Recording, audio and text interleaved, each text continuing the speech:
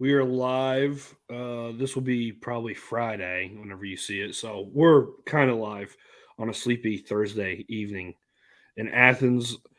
All right. Well, we have the Orange Bowl coming up Saturday. Not many people are very excited about that. I know. But let's get into some of the news stories of the week before we get into the Orange Bowl preview. So, Trevor Etienne, former Florida Gator running back, is now a Georgia Bulldog, which is very weird, and I don't like it too much. But he's a good ball player. I think he's going to add. Georgia hasn't had an it running back. I would say for this year for sure they didn't have a running like. They weren't healthy. I mean, Well, yeah, but I mean, Kendall Milton and Dejon Edwards aren't. They're two pieces of a combo, but they're not singular guys. Last year or last season in 2020, Kenny McIntosh was a primary back. Georgia didn't have a primary back this year, and it showed, especially in the run game and then also in the passing game. You didn't have that running back that is the safety valve. Kenny McIntosh was. So I think Georgia fans should be really excited about that. I know what his commitment was Christmas Eve, wasn't it? before Christmas, I'm pretty sure. Yeah, I think it was Christmas Eve. So I know it's a week old, but I think Georgia fans should be real. I know I'm wearing a Pittsburgh Pirates hat right now, but Georgia fans should be really excited. I think this is gonna the weapons that Kirby has gotten in the transfer portal for Carson Beck is just is. I like seeing the investment that they've done with the offense so far. Yeah. Yeah, ETN obviously played in the league, knows what it takes to be successful. Florida didn't use him probably, to his full potential out of catching the ball out of the backfield. I think he could, in this offense, if he's used correctly, could be more along the lines of how we saw the running back use with Kenny McIntosh. I think there could be some matchup problems. So it was good because we talked about the running back room kind of being crowded, but Kendall Milton and evidently Dejon, they're gone, right? This is the last game we're going to see. I would think so. They're both. Yeah, I think they're both NFL. They'll be drafted in the NFL. They'll make an NFL roster. So here's a trivia question. On the current University of Georgia roster before ETN, well, you can leave ETN. Who's the leading rusher coming back for Georgia based on this season, 2023? It's either Roger Robertson or Andrew Paul. Dylan Bell. Oh, wow. Yeah. So the point is, that was a nice little stat. That was a good stat.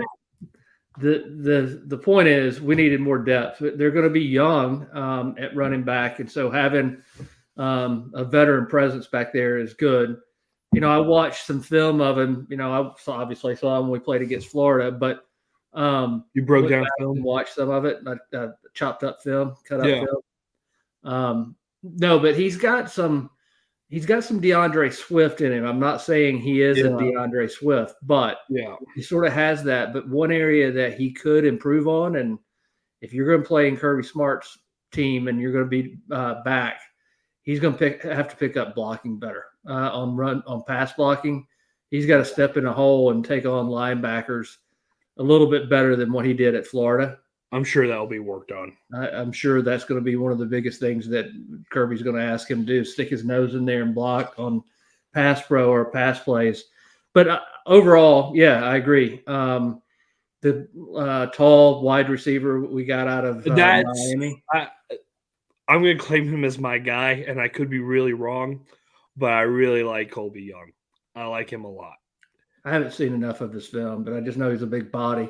Dude, the way, and I know this is a really weird comparison, but the way he moves and the way he plays reminds me of Andre Johnson. For the Texans? Yeah. And he's strong, he's fast. A lot of people are comparing him to Lawrence Cager. think it's just because he came from Miami. I think he's because he's a big dude that came from Miami. Lawrence Cager is now a tight end in the NFL. Is he really? I didn't know Yeah, that. he is. Yeah, but he was the Cager could have been really good, but he just didn't have the speed that you need on the outside. That's why he's a tight end now. This kid, the Kobe Young kid, he's got speed. I'm a big fan. I don't know though. I don't know where he fits in this offense. It's going to be. I don't know. Can I give you a guess? Yeah, I mean, go for Inside it. the 20. We're going to use him in the red zone. Somebody sure. 6'5". Yeah. Yeah, I mean, but you're going to have Rara. You're going to have Dom Lovett coming back. You have that Landon Humphreys kid. You have Vlad McConkey. You have Dylan Bell. You have Oscar Delp. Got Arian Smith. Yeah, well, maybe. Yeah, but you got Arian Smith. I don't know where he's going to get his touches, but man, if you can force feed him the ball. I don't know Miami's offense. I mean, if you were watching bowl games today, you would have saw Miami's offense is just putrid. So I can't watch bowl games like Miami Rutgers, dude. I'd rather sit down and watch paint dry. I just can't do that. I watch no rooting interest, and I'm starved. Well, I guess, but I mean, I'm not criticizing people that can watch it. I can't watch it. Yeah. The other thing about this guy, if he's 6'5", 200 and something pounds, given Georgia's offense, I'm imagining he can cover up some corners and block, and that's probably another way they're going to be using him as a big body receiver on the outside.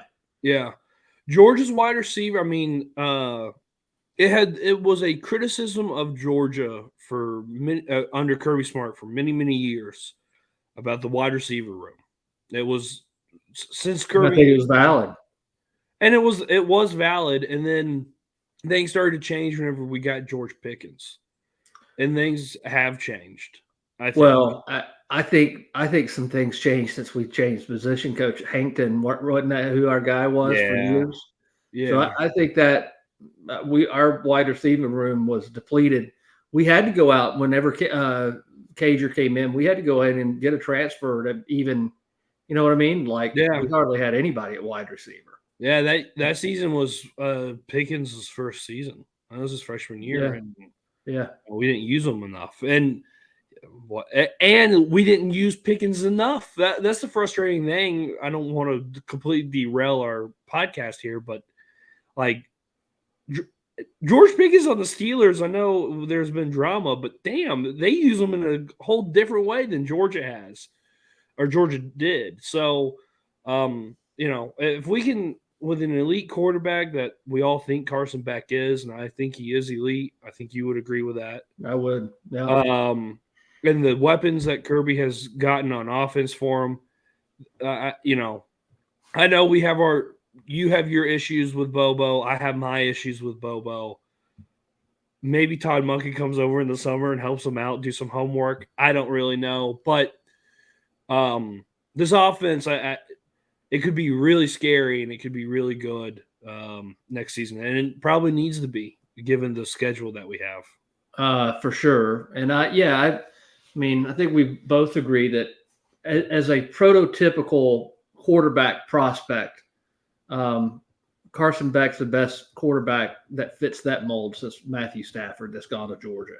For sure. He's got a live arm. He's smart, anticipates, has command of the offense, athletic enough. He's not as athletic as Stetson was on running the ball. Right. Athletic enough. So I think he comes in next year probably as one of the handful of Heisman favorites. Along with Milroe. I don't see anything. It would be hard for me to imagine that he's not at least in the top 3. I would agree. So I'm excited about the offense. I think they have weapons at receiver. Obviously, like the running back at offensive line should be good. I am a little concerned about center. That's an undervalued position, and I think Michael Morris, though, the times that he stepped in, I think he did a pretty good job. He didn't play center though, right? Or did he? This year. Yeah, he played center. He had to whenever it was cleanup duty. All right. Well, I watched him play guard, and I thought whenever he was in there, he Yeah. represented himself pretty good. So, and I Yeah. like that Freeland kid. I told you I like him a lot. He's about to play. He's gonna play because I think Amarius Mims is more than likely gone. Though him and Brock both have arrived in Miami. Oh, really? Yeah, and so he might play. I know the tight ends coach. What's his name? He said, Hartley. yeah, Hartley. He was kind of vague. He said, would like to have him play. Don't know if he can play.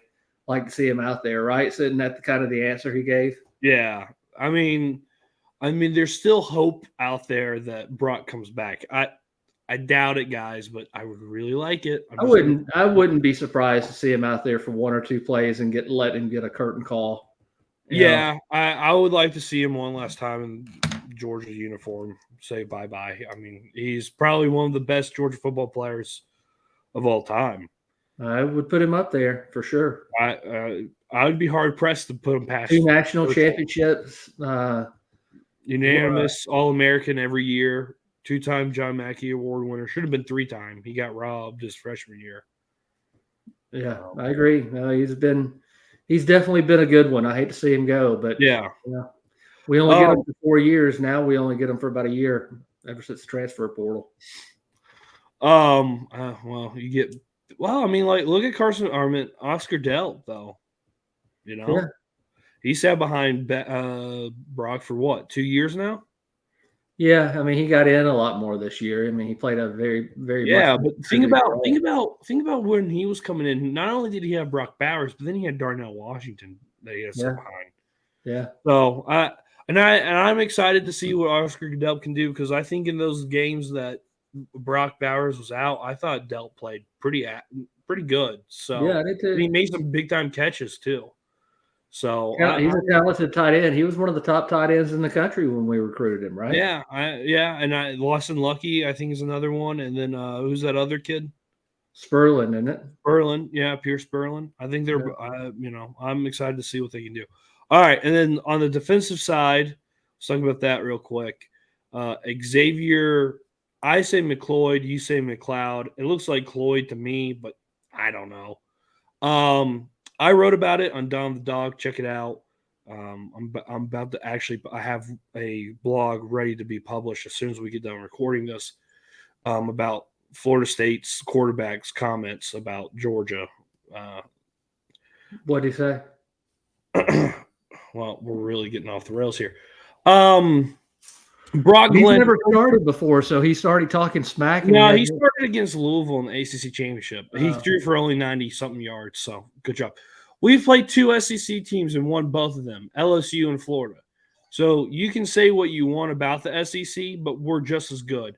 Both teams are top in the country, so so this will be a good and exciting matchup. Okay, buddy. Okay. A little bit different than LSU and Florida.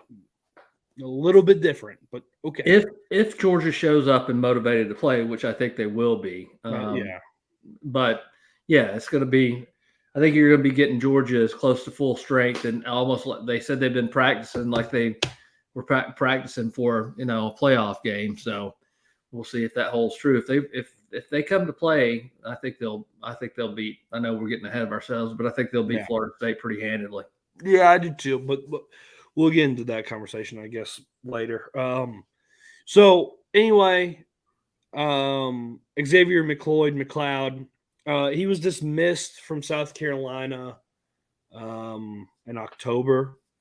I don't really know what happened. I don't know why he got kicked off the team.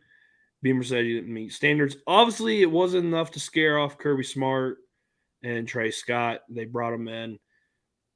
Look, we needed the depth at defensive line. We're going to be extremely young on defensive line. There's going to be some growing pains for sure. This guy was I think he was a 4-star and one of the best defensive linemen. 4-star. Yeah, he was one of the best defensive linemen in the country. And it was down to Georgia, Florida, and South Carolina. And Georgia finished a close second. So, we'll see. I think the jury's still out. I don't know. Obviously, I don't want to start disparaging an 18-year-old kid. I've made my share of mistakes. So I don't really know, but almost everyone says if he could put it together, he could be really good. So I hope he can. And Kirby and staff have a pretty good. I mean, they're not perfect. Nobody is, but they have a pretty good No. track record of going and plucking people out of the transfer portal that kind of fit, right? Smoke Yeah, Bowie being the culturally, yeah. exception, right? But Yeah. other than that, and Kirby's even talked about it when you're recruiting a kid. If you're starting to smell trouble this early on, probably not going to be a good fit. But evidently, whatever it was, Kirby thinks him and the staff can fix it and get the kid on the right track. Certainly hope so, because to your point, defensive line next year, what we got: Stackhouse, Brinson, Ingram, Dawson, right? Yeah, Tyron Ingram Dawkins, who has flashed and played really well and then disappears. Yeah. But who else? We got the big kid that was number 44. Jordan Hall. Yeah. Christian Miller. Okay. Who's the kid that got in trouble with AJC and it was all made up? Oh, I don't know. I can't remember. He's the one who did the video and he went ching chong, ching chong. Oh yeah. Big. It's not. Is it Big Baby something? Yeah, it is. His name Jamal Jarrett. Yeah. Okay. Don't they call him Big Baby? Yeah, they do. Yeah. So, I think that, and then Mikael Williams is moving to outside linebacker now. Really? You know that, right? No. Yeah, they talked about that. They're moving him over to outside linebacker. You have Chaz Chambliss, which leads me into our next topic. I like Chaz Chambliss. I think he's a hustler. I think he's a headhunter. He can pop. That 2021 game against Michigan, if you go back and you watch it, it was cleanup duty, but he knocked the shit out of that Michigan player. I think it was the running back. He knocked the shit out of him. Chaz Chambliss, in certain situations, I think he's a fine football player. I just sometimes I think they put him in adverse situations that don't benefit him. That's coaching. That's not on the player. It's the same He's thing. An undersized, light defensive end, and if an offensive if an offensive tackle ever gets their hands on him, he just doesn't have the size and the strength to power through. Yeah, but he's a fine football player. I'm glad to have him. Yeah, I didn't know anything about all this firestorm. I'm not on social media, so that's true. But the Georgia fans who are trashing this guy to the point where the Georgia players have to go and defend their own teammate, that's just not a good look, man. I just wish Georgia fans wouldn't. I mean, come on, guys. Do we really need to be bombarding guys that are working? You know how hard yes. How hard these guys are practicing, how hard they're working, and they're putting forth their best effort because they're trying. They want to win, and we shit on them as fans, and they're 19, 20, 21-year-old guys. I get it. They're getting paid now, NIL, and you can't make the argument that they're strictly amateurs, but I know this, they're not grown-ass men, and most of the people probably criticizing these guys are sitting in their boxers in the basement. So we can't all be perfect. Well, I'm not saying be perfect, just don't be an asshole. There's a big difference. Yeah, I don't really understand. Well, I'm sorry to cut you off, but it's the same. Honestly, it's the same people with Stetson. Whenever they're like, he should go, he needs to leave. I never understood that. I didn't get it at all because Stetson, I was on that train of Stetson. But by the time we got to, I don't know, the playoff games, the first playoff game of the first championship. I was on the Stetson train a little bit before that. It was probably. I was late. I know I was. Yeah, you were late. I was on it about that Missouri game. That throw they made to Arian Smith there. I know that's a deep cut. 2021 against Missouri. Actually, that was a brave celebration when they won the World Series. Man, wouldn't it be nice to go back to those times? But anyway, I've been on – and, hey, whenever Stetson was playing in the COVID year, this guy right here, and you sat there and you chastised me. I did. This guy. So I've always had my Stetson heart shirt on, but that did not work really well. No, it did I always not. loved Stetson there. But anyway, and I was the one in Indianapolis chanting one more year, and all the people around me gave me dirty looks, even you. Look, man, if you want to come back and you've played and Kirby's giving you snaps, I'm going to give you the benefit of the doubt. I think you're a good ball player. So Kirby and Will Muschamp and Glenn Schumann see yeah, Chaz Chambliss a hell of a lot more than we do. So yeah, and they don't get paid if they lose. Hey, and then Trey Scott too, who's one of the best defensive line coaches in the country. So yeah, I feel pretty confident in him. So the Georgia fans that are doing that, go fuck yourselves. Brooks Austin already did his whole rant video on it. It was the first piece of content of Brooks Austin that actually I liked, and I was sitting in my car clapping with it. I didn't know anything about all that stuff that was going on. I don't pay attention to that shit. Well, it was stupid. So anyway, the defensive line is going to be, it's going to be young. It's going to be depth. There are going to be a lot of guys. Walthour can't come back, can he? Is that? I don't know. I know I don't. Zion Logue can't, which I hate because I really like Zion. Yeah, he's definitely a team leader, right? Yeah, and he's a good guy too. Yeah, I don't know about Walthour. Walthour. Jamel Walthour. Great last name. But here's the thing.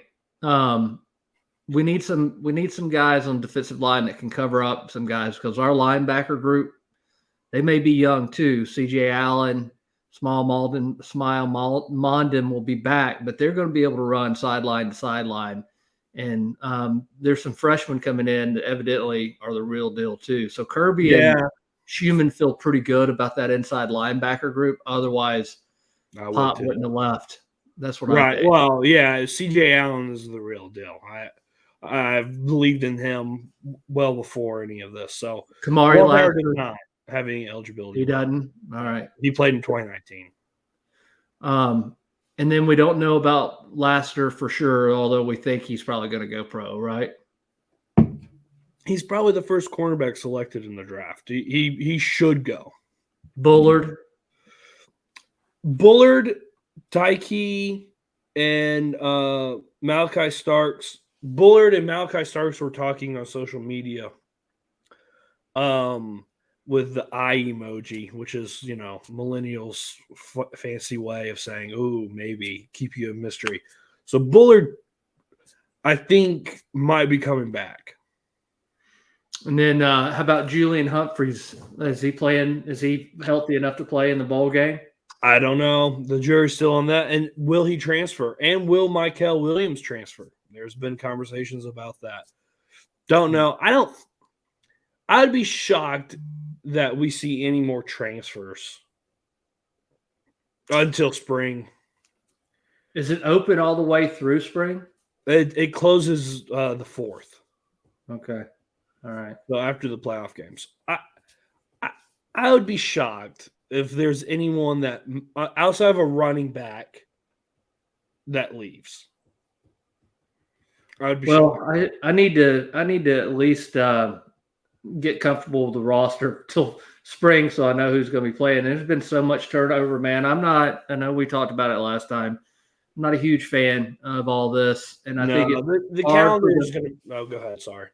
It's going to be harder and harder for the fans to become fanatics because one of the reasons college is so great is because the players chose your school. You follow them all the way through recruiting. You follow them, for 2 years of their career and what they're doing and how much they're getting on the field. Then they finally, juniors and seniors, ideally they get to play, and you've been watching them for 5-6 years because you've been following them ever since they were juniors in high school. Those days are gone, man. We're renting players. They're mercenaries at this point. and it takes away, to me, it takes away some of the passion of the game. Like you said, when you have ETN, fine football player, and hope he does well for Georgia, but I still remember him wearing orange and blue, and that kind of makes me want to puke. And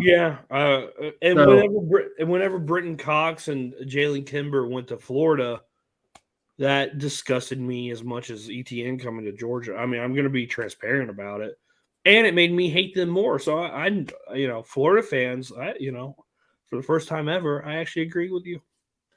Yeah, it makes it hard to really get passionate about the game, but I'm sure I'll change that the more I get to hear about it over the summer. And it'll change, it'll evolve. And I think the calendar is going to change as well. It should. The coaches are pissed. I mean, the coaches have talked about it, and it being an issue, and it's a major issue. So, it will be changed. I don't know when. I don't know how soon, but it will be changed soon.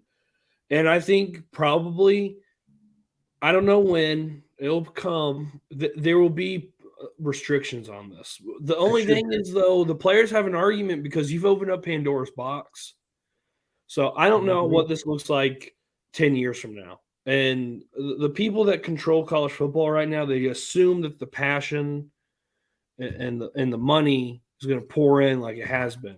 If you keep messing with it and you try and push to this product of NFL light on us, it's probably going to backfire. It's going to wane. The passion for this is going to wane. It just is. Yeah. And then I don't like the whole new world of college football where you can have – there is a potential out there. There's a 3-4 loss national champion. Oh, yeah. That just kind of takes away from the whole thing. Takes away from the meaningful games during the year, right? That's the reason college football is so great. Every week is a playoff game. Yeah. I mean, honestly. Yeah. Now it's not going to be. No. And then the 12-team playoff's not even really a 12-team playoff. We have a friggin' G5 school getting in, which is the most ridiculous thing ever. So, I don't know. We'll see. I mean, what I'm interested in, a lot of people are interested in what's happening next year. I'm not interested really. Like, it'll be different, and I probably won't like it at all. What I'm going to be interested in is where college football is in 5 to 10 years. That, to me, is a more interesting thing to think about. And I don't know. I don't know. If you told me, gun to my head, where I think college football is going in 5 years, I couldn't tell you. I would have no idea. You know what's going to be crazy to me is thinking about, and I know it's a fallacy, but a team from UCLA going to play Michigan State in the middle of a school year. You know what I'm saying? It's that weird. Travel and that. I mean, how are you going to? And are they also going to be? I mean, they are clearly going to be doing this in basketball, right? Well, I think baseball. Yeah, I think a lot of this stuff though is going to change. I think there's going to be massive changes because the playoff is supposed to have 5 conferences in it, and if you win your conference, you're automatic bid. So they have 5. Well, there's not 5 conferences anymore. The Big 12 or the Pac-12 is dead. So I think there's going to be a lot. I think this summer there's going to be a lot of changes to college football. I think people are going to be kind of shocked by it. Well, there needs to be a governing body and NCAA needs to be replaced because it's a complete joke. It's a joke. But until there's a governing, body that can enforce some rules and laws, it's the Wild West, man.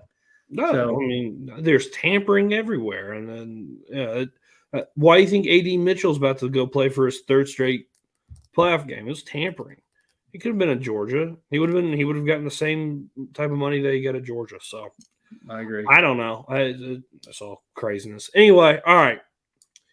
Now to the big enchilada. 4 o'clock. I think we have our favorite, Sean McDonough. No, you know who we get? No. We don't get Sean. We get my second favorite, Joe Tessitore, who makes everything seem like it's the knockout of the century. Who's his color analyst? He used to be McElroy, but it's not. McElroy's with McDonough. He's flip-flopped between 2 of the worst announcers on ESPN. I don't know who's the color, but Joe Tessitore is terrible. I hate him. He's the one that used to do Monday Night Football, and like if it was a 2-yard gain, he made it sound like it was the final play of the Super Bowl. It's honestly too much. It's ridiculous. I blur out most of the announcers calling the game. I sadly interest stuff, but anyway, 4:00 ESPN, which is an odd kickoff time for New Year's Six Bowl. Georgia, Florida State. Georgia was, I think now, dude, Georgia's over a 17-point favorite.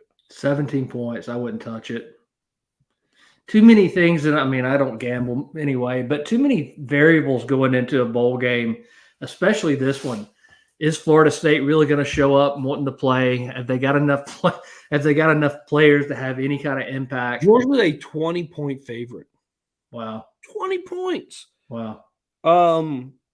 And look, so let's get into this before we start getting into predictions and point spread and everything else. What do you want to see from the Georgia offense? And then what do you want to see from the Georgia defense? Georgia's offense, I want us to embrace fully the fact that this is going to be Carson Beck's team. Yeah. Meaning, I think we need to throw the ball. Yeah. And not run it as much. I mean, I want to see Carson Beck really show out and have command of this offense and see us start to build around what the offense is going to look like next year. I want to see us score touchdowns instead of kick field goals. I want to see if we can threaten the field vertically more, take more shots. So that's what I would like to see from the offense is more of the Carson Beck show. We're going to have to, I mean, that's what we're going to be running with next year, right? So let's take the reins off the guy and let's see what he can do. Question. So that's me, yes. Would you be okay if we ran the ball 37 times? No. Okay. Continue. Although I do think we could probably run it against Florida State. Yeah. Honestly, as a game plan, I mean, if you look at it, I don't know, strength versus, our strength versus what they're weak at. It may be running the ball, but no, I don't want to see us run 37 times. I want to see us throw the ball and let Carson Beck light it up. So, and I'd like to score, and show us be some consistency, not stall out in the red zone and play for field goals. That would offensively, that's what I'm looking for. So I can get into what I'm looking for defensively, but what about you? Offensively, I just want to see a clean game. Turnovers. I'm going to be sick to my stomach if I see another turnover from this Georgia offense. I mean, we talked about it all year. I mean, that has been the killer. I don't want to see it, especially in the last game of the year. I want to have happy memories of this team, though probably not happier memories. And then I want to see you say vertically, but I kind of want to see Carson Beck kill you with 1,000 paper cuts. That's what I want to see. Can we do that? Because really it's been the big chunk pass plays that has accelerated this Georgia offense. And I don't know, that's probably against traditional thinking, but the way what I'm thinking. But I want to see him in complete field general mode where he's controlling the entire offense and checking down, making the safe throw. I want to see that. If he throws it, 40 times and he's 30 of 40, that's what I want to see. And I want to see 1,000 paper cuts. It's like when Brady was on his A game, like it was just a death by 1,000 paper cuts. That's what I want to see. And then two things, I would like to see Brock Bowers play one more time. And I'd like Cedric Van Pran to get his due. I think he's probably one of the most underrated people in this run that Georgia's experienced the past 3 years. If Kirby has any balls, he'll let Cedric Van Pran get a curtain call like Stetson and Jalen Carter and all those guys and Nolan Smith guys. I think he'll do that. I really do. I think he'll do it. He should, because Cedric Van Pran, to me, he's up there with Stetson, Brock, Jordan Davis, Jalen Carter, Nakobe Dean. He's in that conversation. And to me, obviously, I know I'm biased. I'm an offensive lineman. He wears number 63. Yada yada. I love him. I think he's a great player, and I think he should get his due. I don't disagree with that. He's been a good one, and like I said, that position is one of the more underrated positions. But he's also been a damn good one. It's hard to believe he came in he played as a sophomore. He played as a sophomore. He was a 5-star because I remember you sending me his huddle. Yeah, and I go, oh, okay, I'll watch. Out of New Orleans. Yeah, and I was sucker. And you remember what you said? No, what did I say? They asked Cedric Van Pranton. He was 17 at the time, which is still kind of amazing. And they asked him why he wanted to come to Georgia, and he talked about how even after his playing days are done, how close Athens is to the city of Atlanta and all these Fortune 500 companies in Atlanta he can reach out to, because all the people that run those Fortune 500 companies are probably going to be Georgia alums, and he would network that. And then you were like, this kid's got it. Yeah. I was like, oh, yeah, he does. Yeah. And I was a fan of him since that point. So, yeah, it is kind of crazy. It's been 5 years of following him. So, that's what I'm saying. We can follow a player for 5 years out of high school and get to see him develop. Those days are over, my friend. But I agree with you. I think Kirby, given the opportunity, he will do that for certain players. I think he'll do it for Lassiter. I think he'll do it for Brock Bowers. I think he ought to do it for Van Pran. Yeah. Some of the guys that have been around. Now, the winningest senior class of all time. If they get this one. Now, hey, listen, I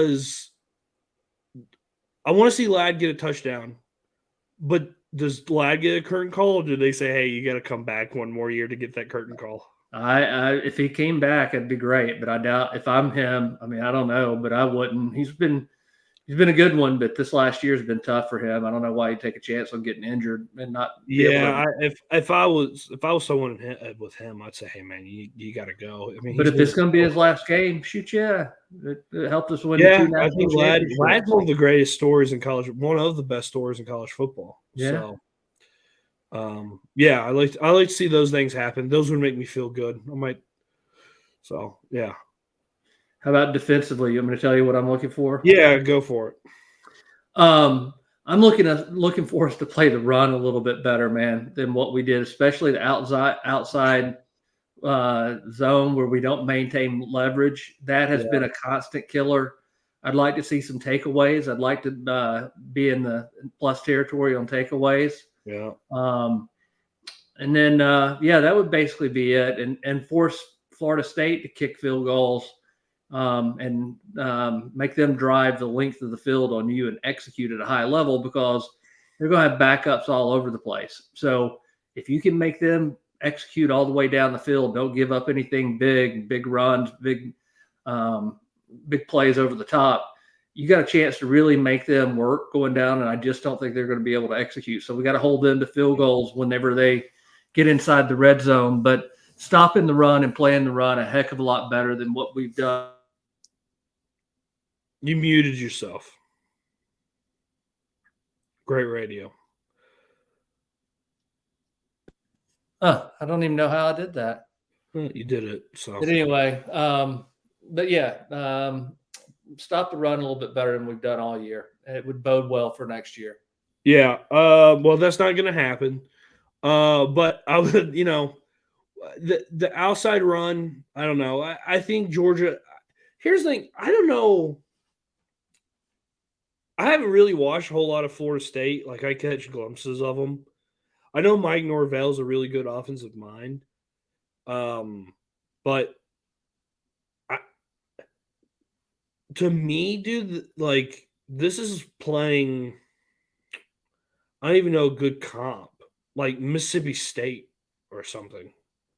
Like, with all the backups on offense that they have right now.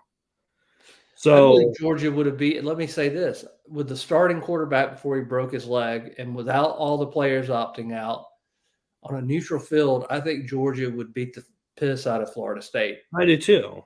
I guess I could give you my keys to the defense, but I don't have anything. I mean, just play Georgia defense. It's not that hard. Stop the run. As Kirby would say, the shit's easy. Just stop the run, hit the guy whenever he has the ball, and get off the fucking ground. It's not that hard. Florida State, like this to me, like it's almost like Ole Miss. Like, okay, I think I don't know. I think Ole Miss would beat Florida State. I do too. Well, Florida State people will get mad at you. By the way, I wrote something about very benign about Florida State, and Florida State people have flooded the Donald the Dog Facebook group and saying really mean things. They hurt your feelings? Yeah, because I didn't think they were a playoff team. If it was the four most deserving, yeah, I agree. But this whole thing's a political thing. So, by the way, I'm getting really off track, but this is the stuff I like to do. So, I was doing research for Georgia's history in the Orange Bowl, right? Because I don't have a key for the defense. Just play Georgia defense. Not that hard. And I looked. So Georgia played in the Orange Bowl. Actually, did you know? Here's a fun fact: Georgia's first bowl game was the Orange Bowl. Do you know who we played?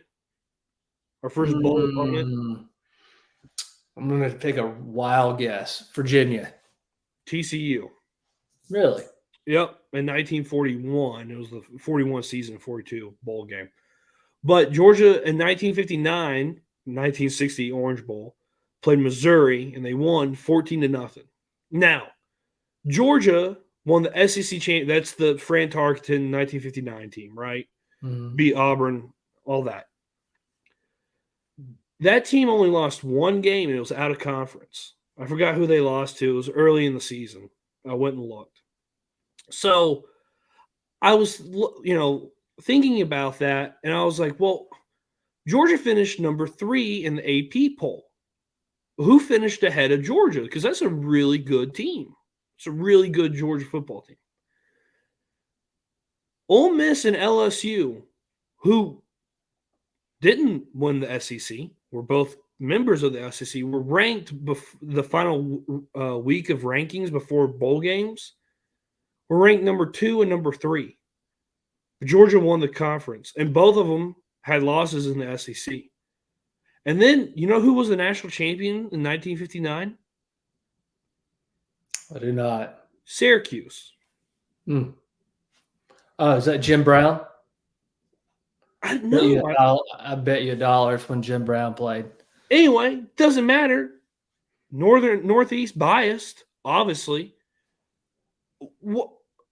College football has always been this, like, we cannot crown a true national champion. We never have been. I was astounded by that. How did Georgia finish number 3? Ole Miss. You think taking the top 12 is gonna be the panacea? No, because we're gonna end up doing this whole thing where we do 16-team playoff, like NFL style, and we'll have like elimination and all this shit. Whole thing's stupid. And 1959 pissed me off. I wanted to look up, like, if Georgia fans were upset about that in 1959. Couldn't find anything on it. Well, no, they didn't have social media where they could run to their phones and have a cry fest. But I thought, maybe the AJC would run an article about, Georgia got robbed. How the fuck did Ole Miss? How were they ranked number 2 if Georgia won the conference? People back then were worried about the Cold War and the Cuban Missile Crisis. They weren't crying, "Oh, we got beat out of the 50s."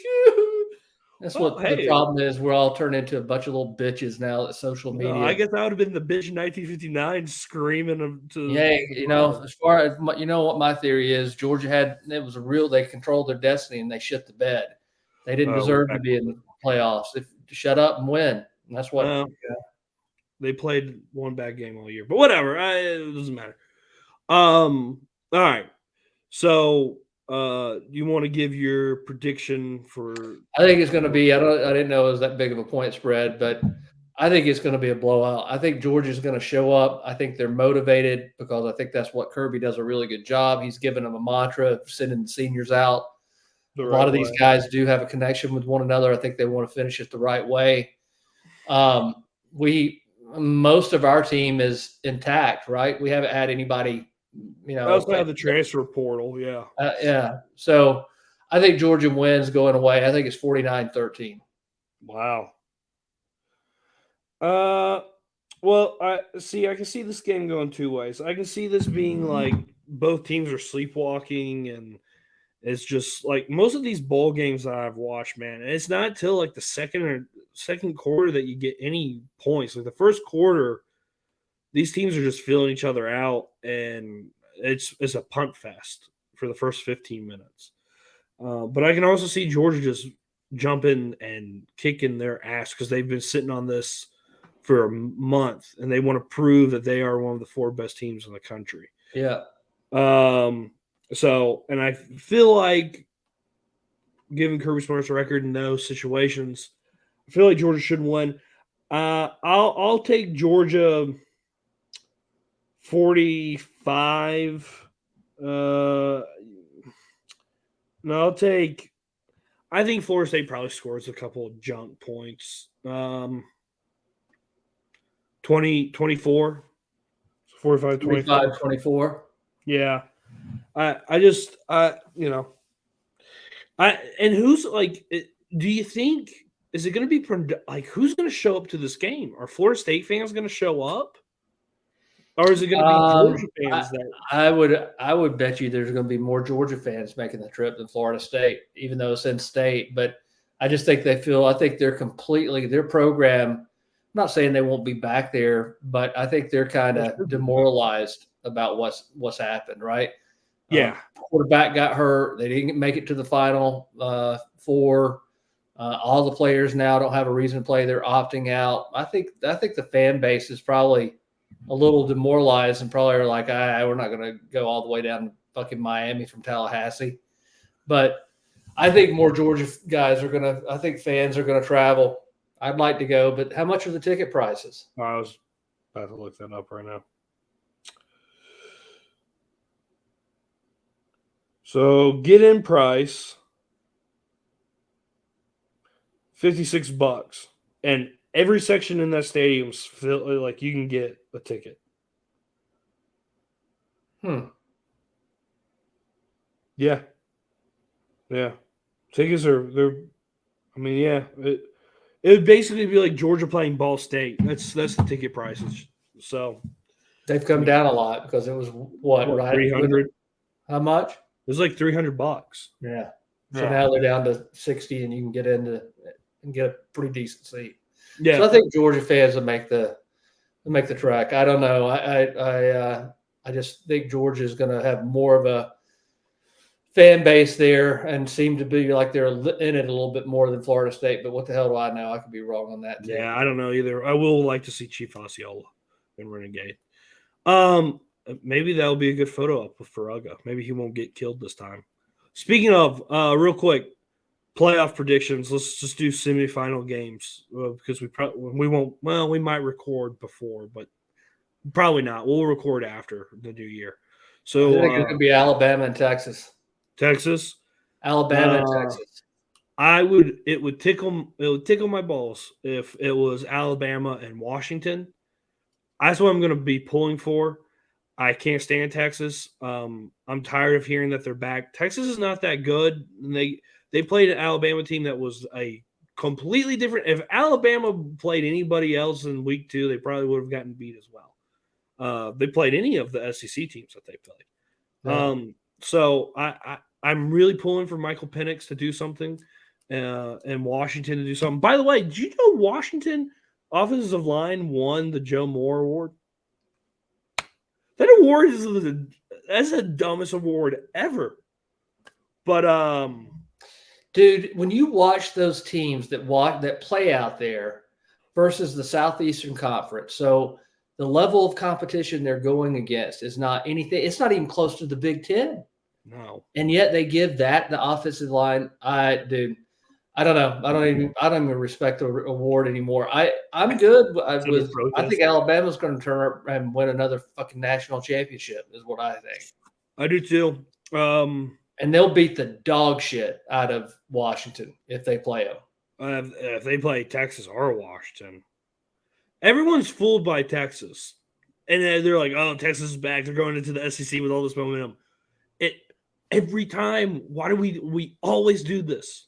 They're going, it's like a car and it just all fall. I literally think about Steve Sarkisian driving an old car and it just breaks apart like a cartoon. That's what's going to happen.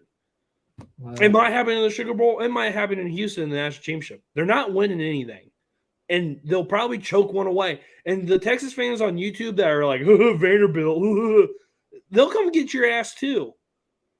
So you're who do you think is gonna? I know you're wanting Washington, but who do you think is gonna get in?